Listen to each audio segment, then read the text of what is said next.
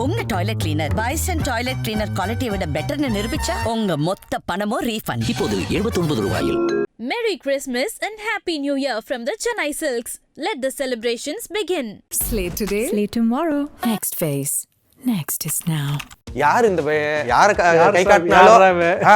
கை காட்டினாலும் கல்யாணம் பண்ணிக்கிறதுக்கு ஓகேன்னு சொல்றாரு அப்படின்ற மாதிரி சொன்னோன்னே, இதுக்கு முன்னாடி ஒரு பொண்ணை கமிச்சு ஓகே சொல்கிறேன், இப்போ இந்த பொண்ணுக்கும் ஓகே சொன்னால் எப்படி சார் அது அப்படியே பார்த்தாரு. நீ சின்ன வயசுலேருந்து பார்த்து வளர்ந்த தாய்மாமன் ஒரு இக்கட்டான சூழலில் இருக்கும்போது அவருக்கு நீங்கள் என்ன பண்ணுவீங்க? அவர் என்ன சொன்னாலும் நம்ம டக்குன்னு அந்த ஃபேமிலிக்காக நம்ம அத்தனை 2000-3000 பேர் கூடி இருக்கும்போது அவர் விட்டு கொடுக்க முடியாது. எல்லாத்தையும் தாண்டி படையப்பா கேட்குறாரு, தலைவர் கேட்குறாரு. ஆங்கராகவே ட்ராவல் பண்ணதுனால அவர்கிட்ட நிறைய கேள்வி தொல்லை பண்ணி கேட்டு பேசுனது அது எல்லாமே நினைவுக்கு வரும். ஃபேன் சார்பாக உங்களுக்கு ஒரு சர்ப்ரைஸ் இருக்குது சார் அப்படின்னா, ஒரு கண்ணு முன்னோடனே போயிட்டு முத்தம் கொடுத்துட்டு வந்துருவீங்க கண்ணத்தில். பேசிகிட்டே போகும்போது சார் கொஞ்சம் கண்ணு முடிக்கோங்க, உங்களுக்கு ஒரு சர்ப்ரைஸ் கிஃப்ட் ஒன்று கொண்டு வந்திருக்கேன் அப்படின்னு உட்காந்தாரு. கமல் சாரும் ஒரு 3-4 தடவை இன்டர்வியூ பண்ணியிருக்கேன். ஏஆர் ரஹ்மான் சாரும் இன்டர்வியூ பண்ணியிருக்கேன். மிஸ்டர் ராஜித், மிஸ்டர் விஜய் அவங்க எல்லாருமே பேட்டி எடுத்திருக்கேன். யாருக்குமே நான் முத்தம் கொடுத்தது கிடையாது. வணக்கம் விஜய் சார். சார் வணக்கம். சினி உலகம் நேயர்கள் எல்லோருக்கும் என்னோட அன்பான வணக்கங்கள். வணக்கம். ஓகே, எப்படி சார் இருக்கீங்க? நல்லா இருக்கேங்க. நல்லா இருக்கேன். சீரியஸ்லி தான் ஓஹோ இந்த பேபின்னு ஒரு படம் ஒன்று வந்தது. அதுக்கப்புறம் எதிர்பாராமல் ஒரு திடீர்னு படையப்பா ரீரிலீஸ் அப்படின்னாக்க அதெல்லாம் சந்தோஷம். நாமளும் இருக்கோம் அப்படிங்கிற ஒரு இதில் சந்தோஷமாக இருக்குது. பேச்சுவார்த்தைகள் போயிட்டுருக்கு, பார்ப்போம் அதுக்கப்புறம் என்ன அப்படிங்கிறது. Proof of the pudding is in eating அப்படின்னு சொல்லுவாங்களே, அது மாதிரி சினிமாவில் அது நடந்தால் தான், நடக்கிற வரைக்கும் அது எதுவுமே உண்மை கிடையாது. நடக்கும்போது சந்தோஷம். உங்களை பார்த்ததுலேருந்தே எனக்கு ஒரு நாஸ்டாலஜிக்கான ஒரு ஃபீல் வந்துட்டே இருக்குது. நிறைய பேர் உங்களுக்கு சொல்லியிருப்பாங்க, ரொம்ப பழக்கப்பட்டதாக இருக்கும் உங்களை கேள்விப்படும் போது. பட் சொல்கிறது எனக்கு ரொம்ப புதுசாக இருக்கும்ல சார், அதுக்காக இதை பதிவு பண்ணிக்கிறேன். இன்னொரு விஷயம், உங்கள்கிட்ட பேசுறதுனா எங்கே ஆரம்பிக்கிறது எங்கே முடிக்கிறது இந்த மாதிரி நிறைய விஷயங்கள் இருக்கும்போது எனக்கு தெரிஞ்சது நேத்துல இருந்து ஆரம்பிச்சேங்க. அழகா ஆரம்பிச்சேனா? ஓகே, நேத்துல இருந்து ஆரம்பிப்போம். மீம் பார்க்குறோம், நிறைய விஷயங்கள். படையப்பா ரீரிலீஸ் ஆகுது, அதில் நிறைய பேர் சொல்லக்கூடிய விஷயங்கள்ல உங்களோட அந்த அந்த கல்யாண சீனை வந்து ஸ்க்ரீன்ஷாட் பண்ணி எல்லாரும் போட்டிருந்தாங்க. யார் இந்த யாரை கை காட்டினாலும் யாரை கை காட்டினாலும் கல்யாணம் பண்ணிக்கிறதுக்கு ஓகேன்னு சொல்றாரு அப்படின்ற மாதிரி சொன்னோன்னே, இவர் நம்ம ஆங்கர் அப்படின்ற மாதிரி நமக்கு ஒரு பரிச்சயமான ஒரு முகம். அப்படிங்கும்போது அதை நீங்க எப்படி பாத்தீங்க? அந்த காமெடி சீன், அந்த ஸ்கிரீன்ஷாட். அது காமெடியாக தான் நான் பார்த்தேன். ஆக்சுவலாக அந்த சீன் எடுக்கும்போது என்னன்னா, நான் சொல்லாமல் இருப்பேன், பின்னாடி அம்மாவா இருப்பாங்களே அவங்க வந்து சொல்லு சரி அப்படின்வாங்க. அதுக்கப்புறம் வந்து சரி மாமா அப்படின்னு சொல்லிட்டு சரிங்கய்யா அப்படின்னு சொல்லுவேன் நான். இதுதான் எடுத்தது. ஆனால் 5 மணி நேரம் படம் ட்ரிம் ஆகும்போது கண்டிப்பாக நிறைய விஷயங்கள் போகும். கடன்னு போகணும் அப்படிங்கிற நேரத்தில் அதெல்லாம் நடக்கும். இன்னொன்று வந்து அந்த ஒரு கதாபாத்திரமாக இருந்து யோசிச்சிங்கன்னு வச்சுக்கோங்களேன். சின்ன வயசுலேருந்து பார்த்து வளர்ந்த ஒரு தாய்மாமன், இது என்னோட ஜஸ்டிஃபிகேஷனாகவும் இருக்கலாம், இதுதான் நிஜ ரீசனாகவும் இருக்கும். ஒரு ஆக்டராக இருக்கும்போது நம்ம யோசிச்சு பார்த்தோன்னா, சின்ன வயசுலேருந்து பார்த்து வளர்ந்த தாய்மாமன் ஒரு இக்கட்டான சூழலில் இருக்கும்போது அவருக்கு நீங்கள் என்ன பண்ணுவீங்க? அவர் என்ன சொன்னாலும் நம்ம டக்குன்னு அந்த ஃபேமிலிக்காக நம்ம அத்தனை 2000-3000 பேர் கூடி இருக்கும்போது அவர் விட்டு கொடுக்க முடியாதுல்ல. அதுக்காக எல்லாத்தையும் தாண்டி படையப்பா கேட்குறாரு, முடியுமானு தலைவர் கேட்குறாரு. கண்டிப்பாக தாமன் தான். ஆக்சுவலாக அந்த ஷூட்டிங் போது எனக்கே எனக்கு சந்தேகம் வந்தது. சார் ரவிக்குமார் சார் உட்காந்துருந்தாங்க, அவங்ககிட்ட எப்படி சார் அது இதுக்கு முன்னாடி ஒரு பொண்ணை கமிச்சு ஓகே சொல்கிறேன், இப்போ இந்த பொண்ணுக்கும் ஓகே சொன்னால் எப்படி சார் அது அப்படியே பார்த்தார். நீ நான் நின்றுட்டு இருந்தேன் இப்போது, நீ பெரிய ஆர்டிஸ்ட் சசிகுமாரோட பையனா, அவன் ரொம்ப நல்லா வரான், அதனால இப்போ நான் என்ன சொல்கிறேனோ அதை கேட்டு அப்படியே சொல்லிடுவியா? ஓகே. பட் இந்த ப்ராசஸ்லாம் போயிருக்கும், யோசிச்சிருப்பாங்க, எல்லாத்தையும் யோசிச்சுட்டு அவங்களுக்கு என்ன வேணுமோ அதை சொல்லியிருக்காங்க, அவ்வளோதான்.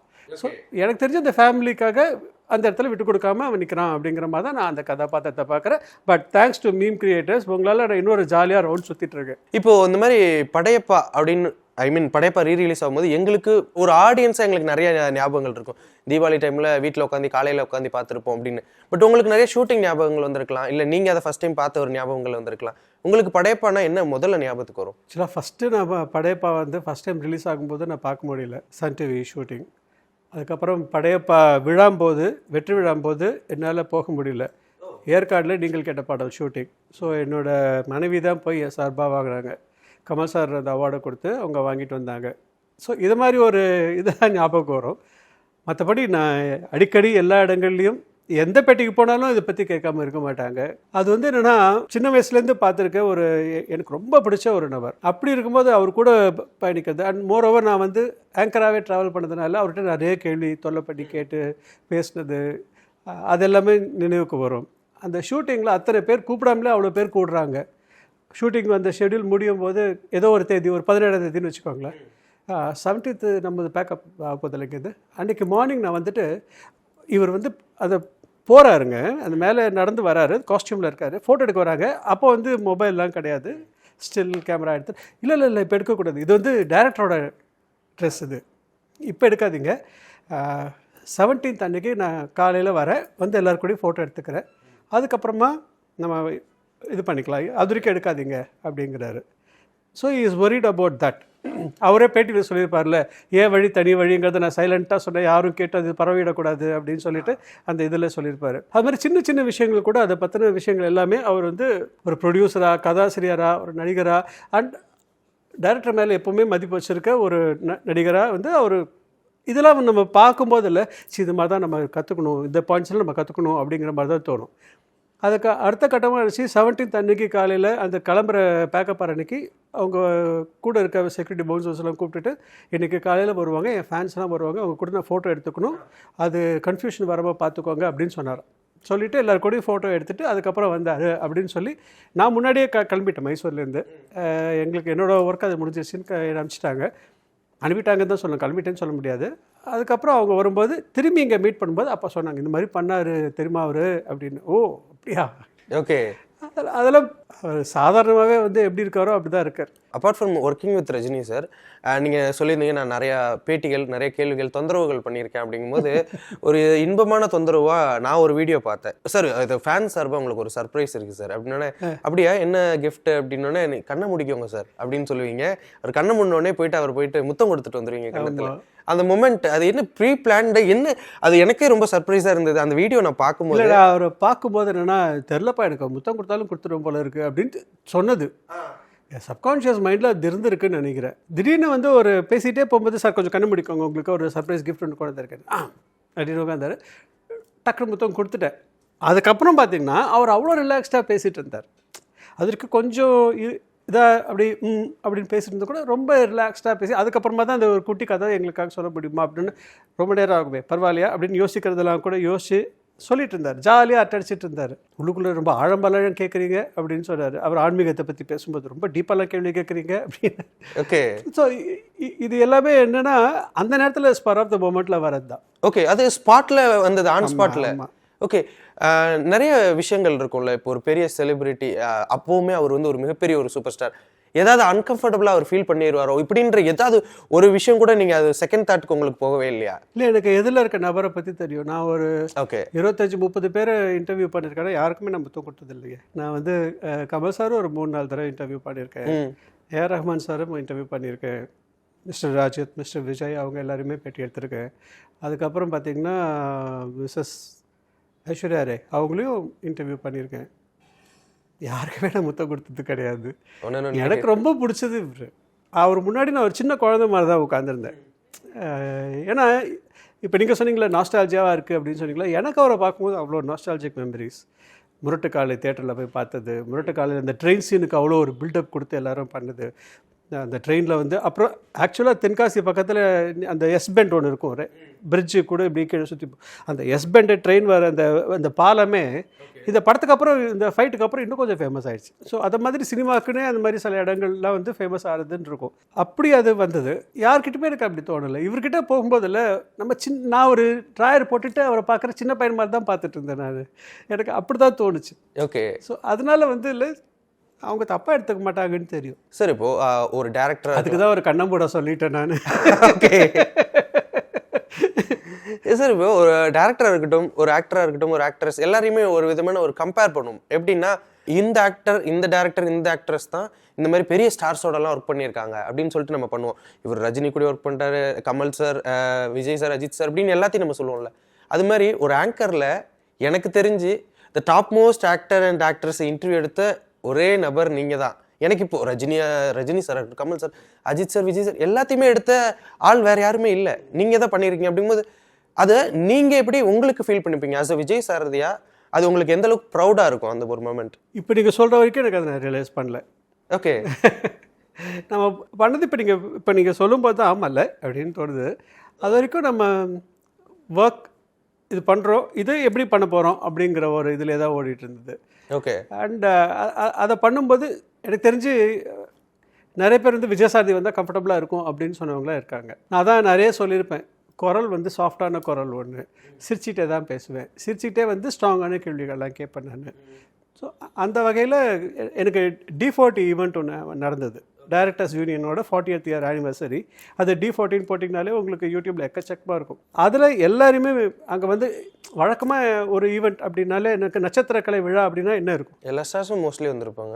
என்ன பண்ணுவாங்க, அந்த ஒரு ப்ரெஸ் மீட், ஐ மீன் பேட்டிகள், அந்த விஷயங்கள் எல்லாம் கொடுப்பாங்க. ஆன் ஸ்டேஜ் என்ன பெர்ஃபார்மன்ஸ் அந்த மாதிரி இருக்கும். பெர்ஃபார்மன்ஸ் நடக்கும், எல்லாமே டான்ஸ் ஆடுவாங்க, பாட்டு பாடுவாங்க. அப்போ நான் வந்து சன் டிவியில் வேலை பார்த்துட்ருக்கேன். சன் டிவி தான் இதை ஃபுல்லாக எடுத்து பண்ணிகிட்ருக்காங்க. அவங்களோட லைப்ரரியில் ஏற்கனவே அந்த பாட்டுக்கு அவங்க ஆடி இருக்கலாம், ஏற்கனவே அவங்க வந்து பாடியிருக்கலாம், யாராவது ஒருத்தர் வந்து பாடியிருக்கலாம். இல்லாத விஷயங்கள் என்ன இருக்கும் அப்படின்னு யோசிக்கும்போது அந்த நேரத்தில் தோணுது ஒன்று. இன்னொன்று, பின்னாடி ஸ்டேஜ் இன்சார்ஜ் வந்து டைரக்டர் தரணி சார் இருந்தாங்க. அவர் வந்து டான்ஸ் சீக்கிரம் வர சொல்லியா, நான் அவர்கிட்ட என்ன சார் ஆச்சு அப்படின்னா, இங்கே ஸ்டேஜில் அப்போ வந்து சுந்தர்சி அண்ட் ரவிவர்மா சார் அவங்க 2 பேரோட ட்ராமா ஒன்று போயிட்டுருக்கு, ஸ்கிட் ஒன்று பெர்ஃபார்ம் பண்ணிகிட்ருக்காங்க. நான் அப்போ போய் அவர்கிட்ட கேட்குறேன், சார் நான் ஒன்று பண்ணிட்டோமா, இந்த ஸ்கிட்டும் முடிஞ்சோடனே நான் போய் ஒரு 2 minutes 3 minutes அவங்க 2 பேரையும் அப்படியே பேச வைக்கட்டுமா, நீங்கள் இது இங்கே இவங்க அதுக்குள்ளே வந்துடுவாங்கன்னு செல்லம் அப்படின்னு போய் பண்ணுங்க அப்படின்னாரு. அப்படி தான் அது அந்த நேரத்தில் சமாளிக்கணும் அப்படின்னு சொல்லி ஆரம்பித்தது. அதுக்கப்புறம் பார்த்தீங்கன்னா இங்கேருந்து ஓடி வந்து சொல்கிறாங்க, அதுக்கப்புறம் வந்து தரணியவும் விக்ரமையும் கூப்பிடுங்க அப்படின்னு எங்கள் சைட்லேருந்து சொல்கிறாங்க. அப்புறம் இது எந்த அளவுக்கு போச்சுன்னா, நானே போய் தோணி பாருங்களேன், பாரதிராஜா சார் இளையராஜா ஐயாவையும் 2 பேரையும் ஒன்றா மேடைக்கு கூப்பிட போகிறோம். ஆனால் சாரதி அவர், ஏன்னா பாரதிராஜா சார் அவர் வந்து இதில் இருக்கார், தலைமை பொறுப்பில் இருக்கார், யூனியனில் முக்கியமான ஒரு இதில் இருக்கார், அவர் தான் எடுத்து நடத்துகிறார், கண்டிப்பாக அவர் வந்துடுவார். நீங்கள் வந்து இளையராஜா ஐயாவை கூப்பிட்றீங்களா, அவர் பேர் சொல்லலாமா சமூக வலைத்தளம்? இல்லை ஐயா படிச்சுக்கங்க, இது நடந்த நிகழ்ச்சியை ரீகலெக்ட் பண்ணுறேன். அது அவரை கூப்பிட்றோம் அப்படின்னு சொல்லும்போது வரலன்னா என்ன பண்ணுங்க, வரலன்னா பரவாயில்ல, அது என்னென்னு பார்த்துக்கலாம் அப்படின்னு. அவர் வந்து தலைவர் பக்கத்தில் உட்காந்துருந்தார், ஒரு 2 மாதிரி உட்காந்துருந்தாருன்னு வச்சுக்கோங்களேன். அந்த வீடியோ இருக்குது, பார்த்தீங்கன்னா உங்களுக்கு தெரியும். நான் வந்து அது அவர் கூப்பிட்றதுக்கு முன்னாடி அவர் மேடைக்கு வரப்போகிறார், முதல் தடவை நான் வந்து அவரை கூப்பிட போகிறேன். அவர் எப்படி வரப்போகிறாருன்னா, அதுக்கு இது ஒருத்தங்களை சந்தோஷப்படுத்துகிற மாதிரி ஒரு அழகான ஒரு பில்டப் ஒன்று பண்ணணும் அப்படிங்கிறது என் மைண்டில் இருக்கும். அதனால் என்ன பண்ணேன், நம்ம எல்லோரும் இப்போ எனக்காக என் கூட சேர்ந்து நீங்கள் எல்லோரும் ப்ரே பண்ணணும்.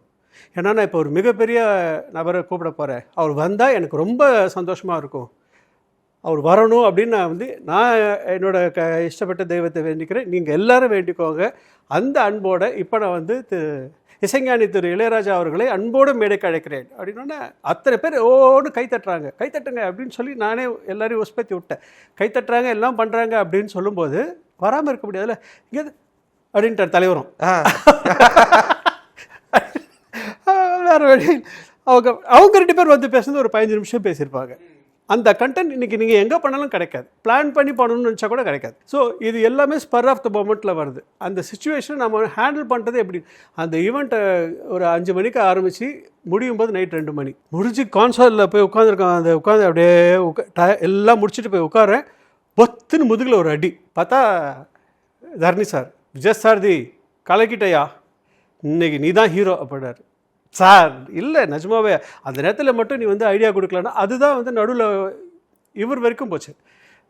கேபி சார் தலைவரை பேட்டி எடுக்கிறது அதெல்லாமே நடுவில் அது ஃபுல்லாகவே பார்த்திங்கன்னா இன்ட்ராக்ஷனாக இருக்கும். ஒரு கட்டத்தில் வந்து தனுஷ், கார்த்தி, தமன்னா அவங்கக்கிட்ட பேசியிருப்பேன். அதுக்கு அடுத்தது வந்து 80s 90s ரீகலெக்ஷன் மாதிரி இப்போது ராதா மேமையும் கார்த்திக் சாரியும் கூப்பிட்றேன் அப்படின்னு சொல்லிட்டு அவங்க 2 பேரும் வந்திருப்பாங்க. ஸோ இப்படி நிறைய விஷயங்கள் அப்படி பிளான் பண்ணாமல் ஏதாச்சும் நடந்ததை அதில் பில்டப் பண்ணிட்டோம், அது ஒர்க் அவுட் ஆச்சு. இன்றைக்கும் பார்த்தீங்கன்னா அந்த கண்டென்ட் வேல்யூபிளாக இருக்குது. ஆமாம், சீரியஸ்லி நீங்கள் சொன்ன எல்லா இதுவுமே எனக்கு கண்ணு முன்னாடி வந்து போயிட்டு இருக்கு சார், ஏன்னா அந்த வீடியோவில் நான் பார்த்துருக்கேன். ஓகே சார், இப்போ நீங்கள் ஒர்க் அவுட் பண்ணுறது, ஒர்க் அவுட் சக்ஸஸ்ஃபுல்லாக ஆகிறது அப்படின்ற அந்த இதெல்லாம் உங்களுக்கு நல்ல ஒரு மெமரிஸில் இருக்கும் அப்படிங்கும்போது, சப்போஸ் நீங்கள் நினைக்கிறது சப்போஸ் மிஸ் அவுட் ஆகும், பட் அதை மறுபடியும் சக்ஸஸ்ஃபுல்லாக நான் கொண்டு வந்திருக்கேன் அப்படின்ற ஏதாவது ஒரு மெமரிஸ் இருக்கா?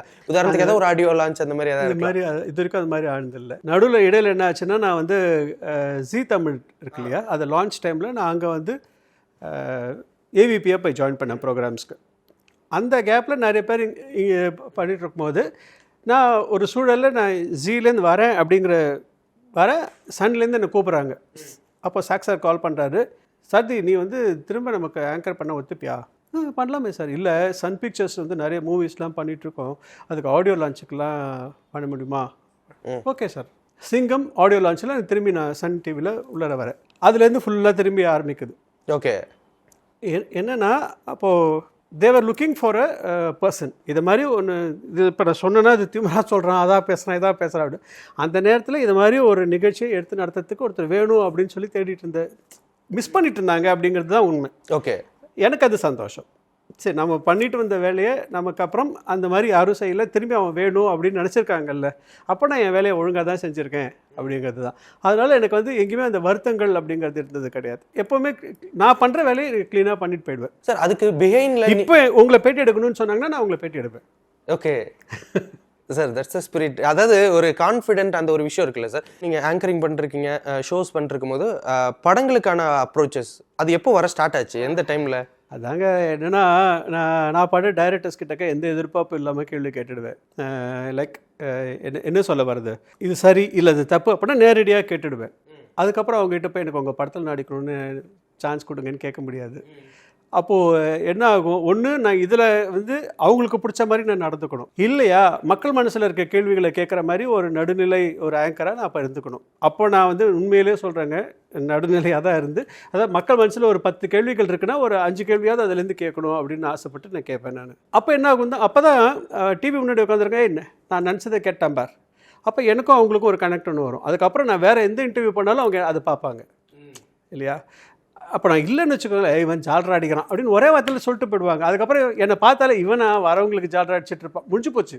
அது ஒன்ஸ் அது ரெஜிஸ்டர் ஆகிடுச்சுன்னா முடிஞ்சு போச்சு. ஸோ அப்போ எப்போவுமே வந்து நான் வந்து இன்றைக்கி எந்த ஒரு ப்ராப்ளமாக ஒருத்தர் வராரு அப்படின்னா அவரை சுற்றி ஒரு 10 விஷயங்கள் இருக்குன்னு வச்சுக்கோங்க, அட்லீஸ்ட் ஒரு 2-3 கேள்வியாவது நான் அதை கேட்டால் தான் நான் அந்த இடத்துல மக்களோட பிரதிநிதியாக விஜயசாரதியாக நான் ரெஜிஸ்டர் ஆக முடியும்.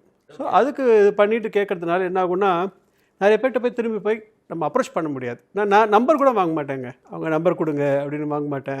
மொபைல் வந்த காலகட்டங்கள்லேருந்தே மொபைல் வச்சுருந்தேன் நான், நம்பர் வாங்க மாட்டேன். அது அப்படி தான். அதனால் வந்து எனக்கு சீரியல் போயிட்டு இருந்தது, சன் டிவியில் ஒர்க் போயிட்டு இருந்தது, எனக்கு டெலிவிஷனில் ஒரு பேஷன் அதிகம். இப்போ பார்த்திங்கன்னா எனக்கு நடிக்கிறதுல ரொம்ப திரும்பி அதே மாதிரி 55 சீரியல்ஸ் பண்ணியிருக்கேன் நான். திரும்பி நம்ம நடிக்கணும் அப்படிங்கிற ஒரு ஆசை ஒன்று பெரிய மனசுக்குள்ளார இருந்துகிட்டே இருக்குது. ஓகே, பார்ப்போம். படங்கள் இப்போ நீங்கள் சைத்தான் பண்ணியிருக்கீங்க, இப்போ படையப்பில் அந்த ஒரு சின்ன, இப்போ அந்த டைமில் அந்த அப்புறம் தேசிய கீதம் படம் பண்ணேன், அதான் என்னோட first movie Cheran sir. Okay. அதுக்கப்புறம் பார்த்தீங்கன்னா சமஸ்தானம்னு ஒரு படத்தில் விஜயசாரதியாகவே வருவேன். அதில் வந்து சார் என்ன சார் அப்படின்னு, இல்லை அடுத்த படத்தில் நீங்கள் கண்டிப்பாக உங்களுக்கு ஒரு கேரக்டர் இருக்கும். அடுத்த படம் வந்தது, ஆனால் அதில் நான் இருக்கேன்னு தெரியாது. ஓகே. ஸோ இது மாதிரி நிறைய இருக்கும். இதெல்லாம் தாண்டி தான் சினிமாவில் இருக்க முடியும். இப்போ நீங்கள் படைப்பாவுக்கு இது பண்ணது கேஎஸ் ரவிக்குமார் சாரா இல்லை நீங்கள் இது பண்ணதா? சேரன் சார் சொல்லியிருந்தாங்க. ஏன்னா அப்போ தான் சேரன் சாரோட டைரக்ஷனில் தான் தேசிய கீதம் முடிச்சிருந்தேன். அவர் வந்து சாரதி இன்னைக்கு நீங்கள் நாளைக்கு ராகவேந்திர மண்டபத்துக்கு போங்க, சார் இருப்பாங்க, அவர் போய் பாருங்கள் அப்படின்னு சொன்னாங்க. போயிட்டு பார்த்த உடனே அப்படியா, சரி நான் சொல்கிறேன்பா அப்படின்னு பார்த்துட்டு எல்லாம் இது பண்ணிட்டு, அப்போல்லாம் ஃபோட்டோஸ் தான் எடுத்துகிட்டு ஆல்பமாக சுற்றுறது தானே. அப்படி சுற்றும்போது தான் அவர்கிட்டையும் இப்போ பார்த்து காமிச்சு, அவர் சார்கிட்டேருந்து ஒரு ஓகே வந்திருக்கணும் போல இருக்கு, நான் சொல்லி அனுப்புகிறோம். அதுக்கப்புறம் ஃபோன் வந்தது, கன்ஃபார்ம்டு அப்படின்னு சொன்னாங்க. ஓகே, அவ்வளோ சந்தோஷம் அது. சீரியஸ்லி. உங்க toilet cleaner bison toilet cleaner குவாலிட்டியை விட பெட்டர்னு நிரூபிச்சா உங்க மொத்த பணமும் ரீஃபண்ட். இப்போது 79 ரூபாயில். Merry Christmas and Happy New Year from the Chennai Silks. Let the celebrations begin. Slate today, slate tomorrow. Next phase. Next is now.